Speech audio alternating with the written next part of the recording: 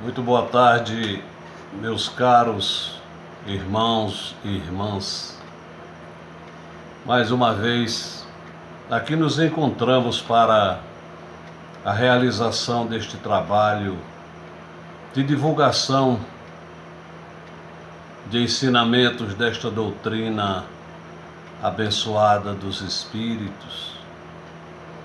Eu agradeço a atenção de todos e quero agradecer, como sempre, ao coração querido de nossa Mãe Santíssima pela oportunidade que mais uma vez ela nos concede de podermos vir aqui realizar este trabalho que tanto bem nos faz.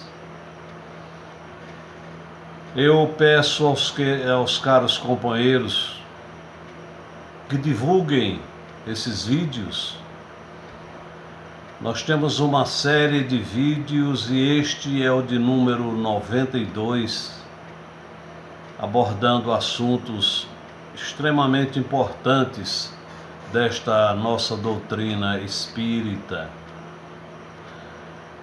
Como falei, o vídeo de hoje é o de número 92, que tem como título O Evangelho e o Mundo. É um artigo do livro A Lei de Deus, de Pietro Ubaldi, Fundação Pietro Ubaldi, 4ª edição, de 1989, página 169, 170, 171, 172, 173, 174 e 175, Campos, Rio de Janeiro. Abre aspas. Esse assunto é um assunto que diz respeito à nossa vida,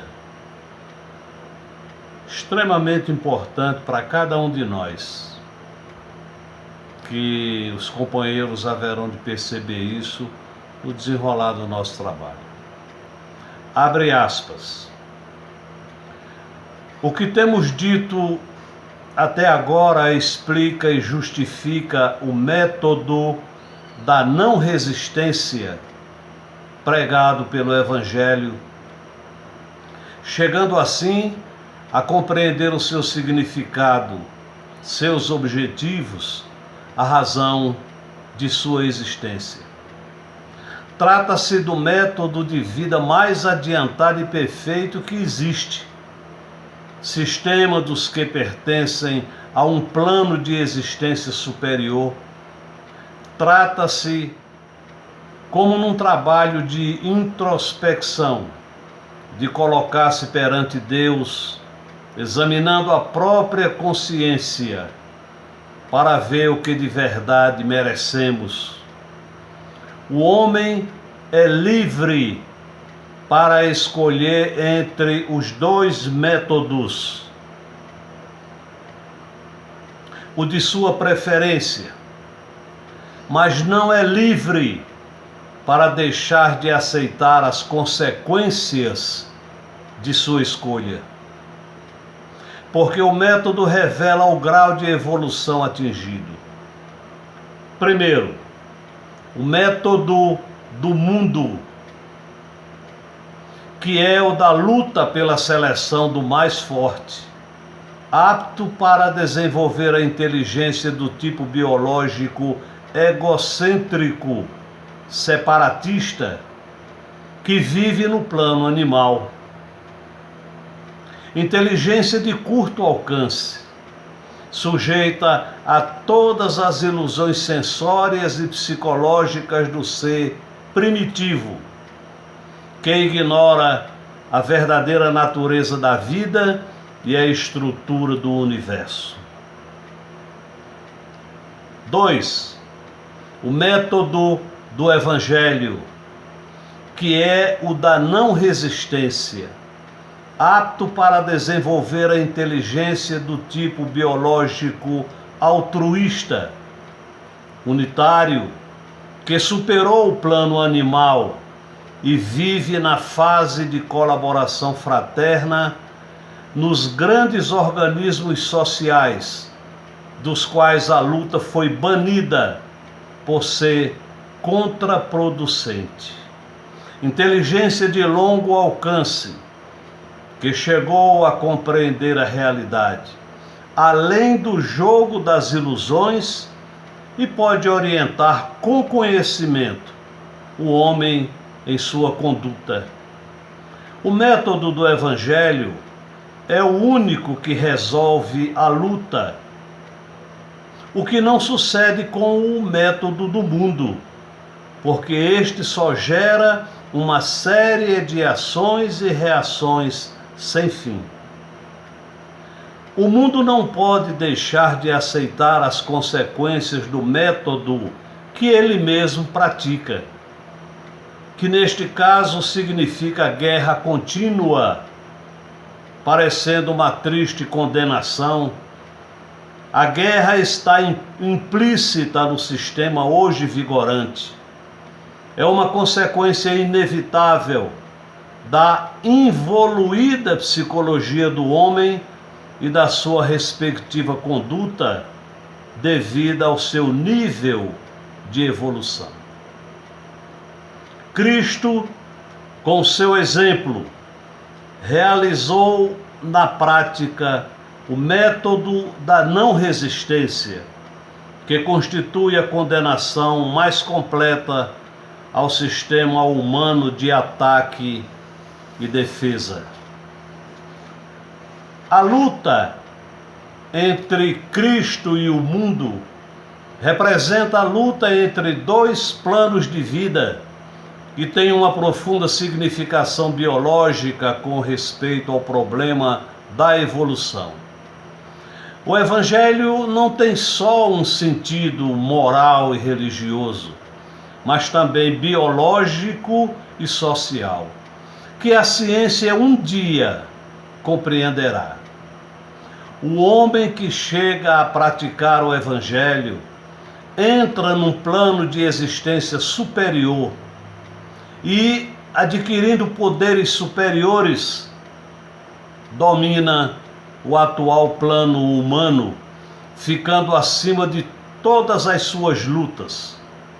Mas quem continua enganando e esmagando o próximo permanece amarrado ao método da luta e a todos os seus sofrimentos.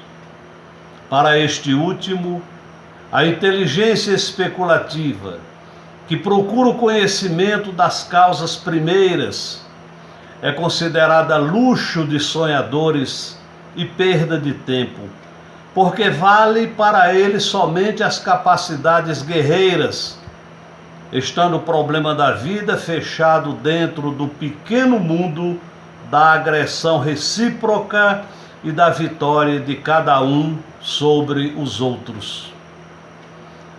O erro do mundo consiste em ignorar a presença da lei, não levando em conta um fato tão importante.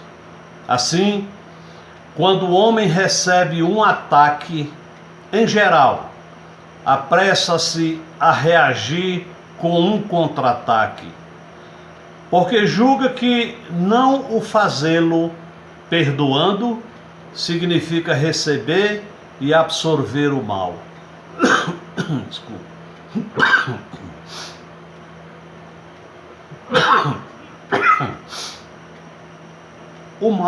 O mal nisto só o míope pode acreditar. Fechado no seu pequeno mundo de lutas, ignorando que vivemos dentro de um todo orgânico, dirigido e dominado pela justiça de Deus. Quem isto compreende, sabe que o não reagir não quer dizer absorver o mal, mas que, primeiro, a reação é um direito que não pertence ao homem, mas à lei de Deus. Segundo, se desejarmos justiça, estejamos certos de que a reação da lei é muito mais poderosa que as reações alcançáveis pelos nossos pobres recursos humanos, porque não há distância de tempo ou espaço que possa paralisá-la. Terceiro, com nossa reação humana, não afastamos nem apagamos o mal, a não ser na aparência e provisoriamente, porque, não limitando sua causa, ele voltará para nós. Com nossa reação, geramos outro mal igual, aumentando-o em lugar de apagá-lo, atraindo-o em vez de afastá-lo. Assim, quem entendeu o Evangelho, quando fala de não resistência, não pode julgar o método do mundo senão como errado, apto somente para gerar sofrimentos. O Evangelho não é um sonho fora da realidade. Pelo contrário, tem uma lógica racional e positiva. Trata-se de uma realidade diferente, que o homem, por não compreendê-la, julga errada, como coisa irrealizável. Se o Evangelho não nos impele contra o ofensor, antes nos leva ao perdão, encontra plena justificativa no fato de que a verdadeira causa que devemos combater não é o ofensor, mas nós mesmos, que, perante a lei, merecemos a ofensa. Se o objetivo é destruir o mal e não deslocá-lo de um lugar para outro, como faz o mundo, então é lógico e sábio o método do Evangelho, que não nos estimula contra a causa próxima e aparente, que é o nosso inimigo, mas convida-nos a perdoar-lhe, entregando tudo à justiça de Deus,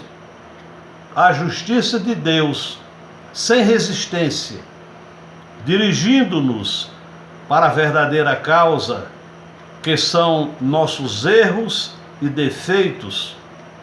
Só desse modo se pode acertar o alvo, que o mundo até agora não conseguiu. A prova está no fato de sempre destruir inimigos e ainda está cheio deles. Então, que deveremos fazer se, na verdade, quisermos encaminhar-nos para o nível da vida superior? O homem comum entrega-se à defesa que lhe podem garantir suas forças, porque não sente a presença de Deus e não acredita no domínio absoluto da sua lei de justiça. Ele acha que, se não realizar a justiça com os próprios recursos, ela não será feita. Está convencido de que, se praticar o método evangélico de não resistência, acabará sendo vítima. O erro está em acreditar que o direito de realizar a justiça seja função do ser humano e que, sem sua iniciativa, esta justiça não se cumpre. O homem pode intervir, realmente, não por si próprio, mas para obedecer à lei, quando esta quiser utilizá-lo como instrumento da sua justiça. Mas que esta dependa do homem é absurdo, porque a lei é feita de ordem e equilíbrio, e a sua função fundamental é a justiça. Então, praticar o método da não resistência não quer dizer que justiça não seja feita em favor de quem a merece. apesar de o homem não se defender, nem por isso o transgressor deixará de ter de pagar o que deve pela sua transgressão, porque, caso contrário, não haveria justiça. Tudo que se faz contra a ordem da lei tem de ser pago, porque só assim pode ser reconduzido à sua ordem. Quando recebemos uma ofensa, não somos nós que devemos exigir do ofensor a necessária reparação. Deus, que é o juiz, necessariamente vai julgá-lo e impor sua justiça, exigindo o pagamento da dívida e reconduzindo o transgressor à ordem da lei. Não devemos achar que, com o perdão, a justiça não seja feita. Melhor para nós será a não reação, inocentando-nos perante Deus. Assim, não teremos dívidas a pagar por não transgredir a lei. Desse modo, enquanto o ofensor é esmagado pela reação da lei, ficamos livres e tranquilos. Porque, não sendo devedores, por termos perdoado, antes sendo credores, a justiça de Deus, ao invés de nos perseguir, nos defenderá. Eis o método do Evangelho, que nos leva à posição mais vantajosa, em contraposição do método do mundo. É erro acreditar que a moral do Evangelho, com suas virtudes, esteja contra a vida. Ela está a favor da vida, mas de uma vida maior, que o mundo ainda não compreende. Portanto, qual deve ser a nossa defesa quando recebemos uma ofensa? Qual é, neste caso, a melhor forma de reagir? Como se resolve o problema da vingança? Com o princípio da não resistência, assistimos à entrada de outras forças do sistema de nossa estratégia, que nos levam a uma conduta diferente.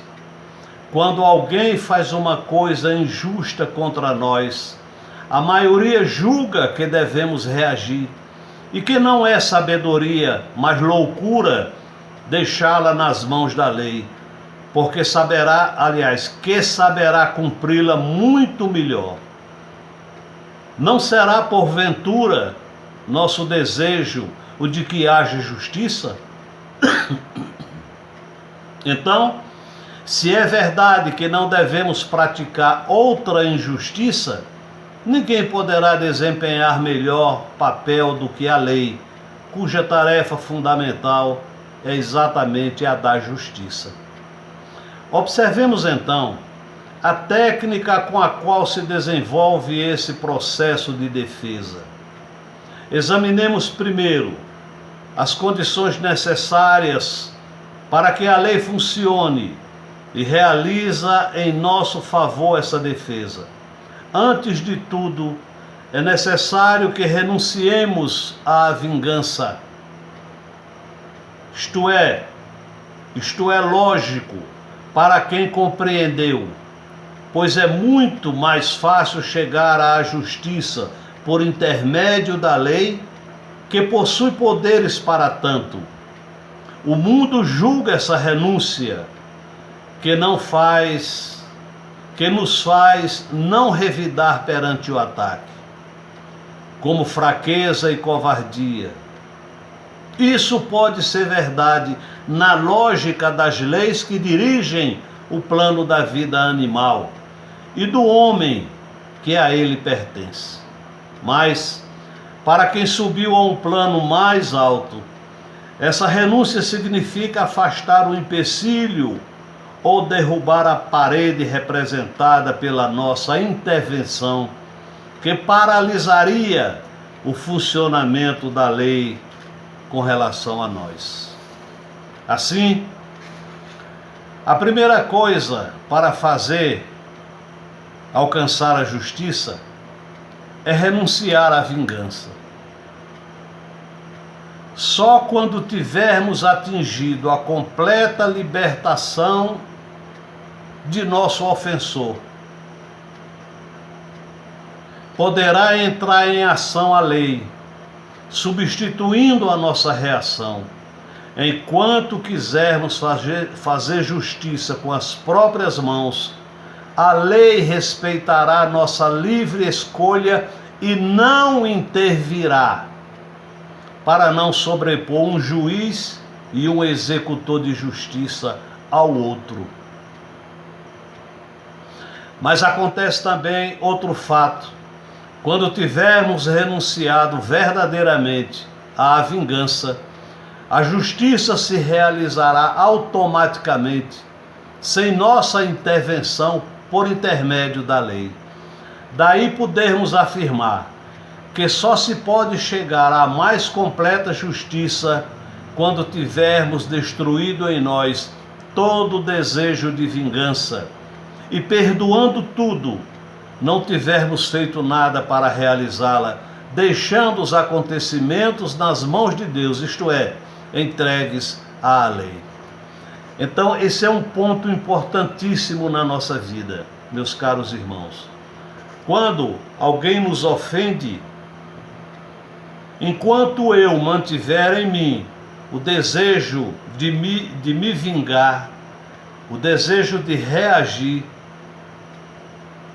a lei, a justiça divina, fica só observando, não interfere. Por quê? Porque ela quer saber até onde eu vou. Nós temos o livre-arbítrio. Ela quer saber até onde eu vou atuar. E se eu perdoar, se eu esquecer a vingança, perdoar e esquecer aquela ofensa e aquele ofensor, aí a lei vem e diz, agora é comigo.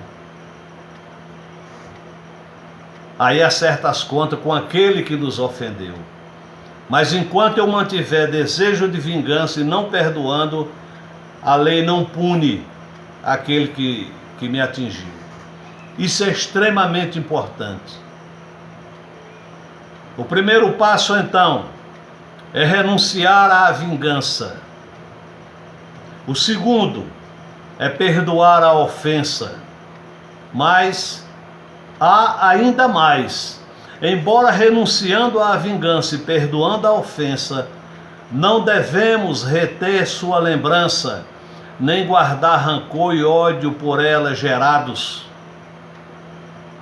Enquanto houver dentro de nós a ideia de um direito não satisfeito, ele pertencerá a nós, e a lei não poderá transformá-lo em direito seu para tomar nossa defesa.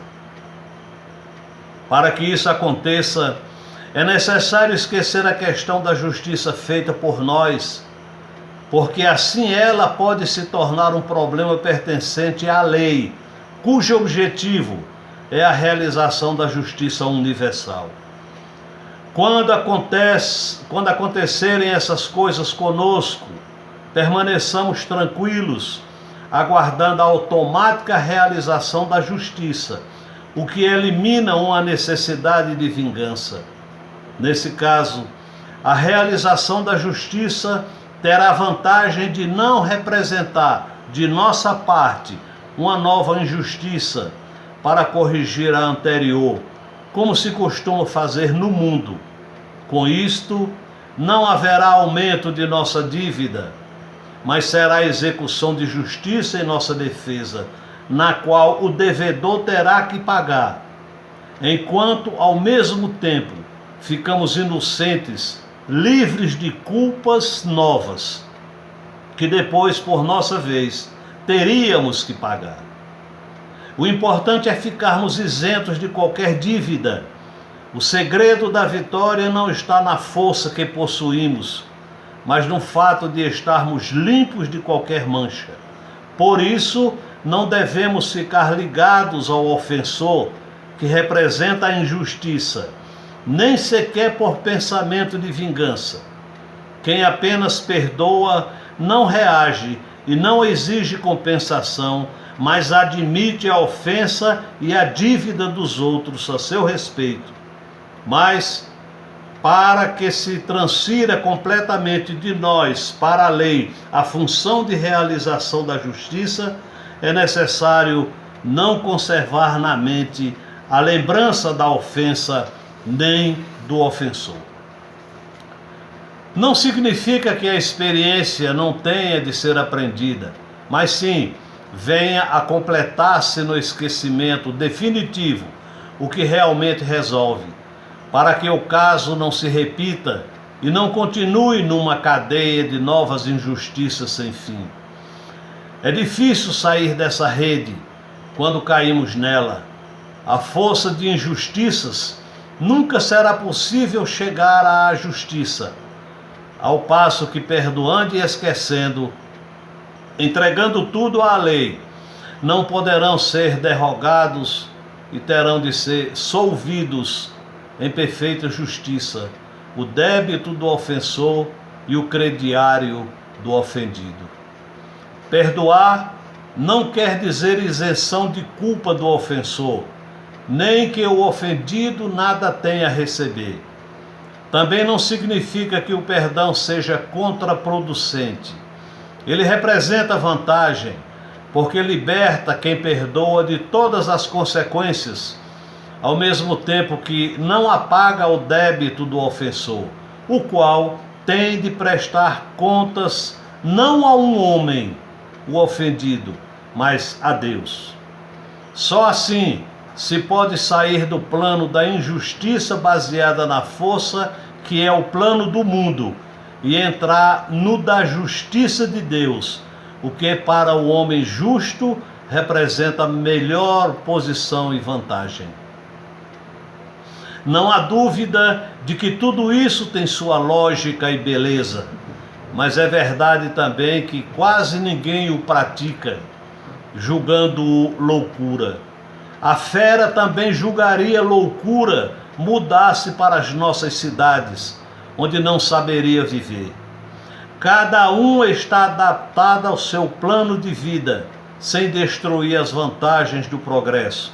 Mas, porque o mundo ainda não compreendeu a utilidade desse novo método de vida e não o segue, quais são as razões?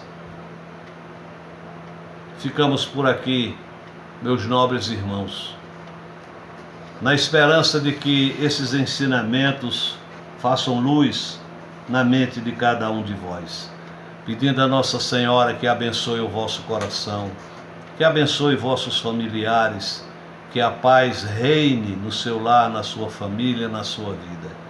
Não nos esqueçamos nunca, meus caros companheiros, nós somos luz, somos filhos da luz, e para essa mesma luz haveremos de retornar um dia. Sejam felizes e muito obrigado pela vossa atenção. Graças a Deus.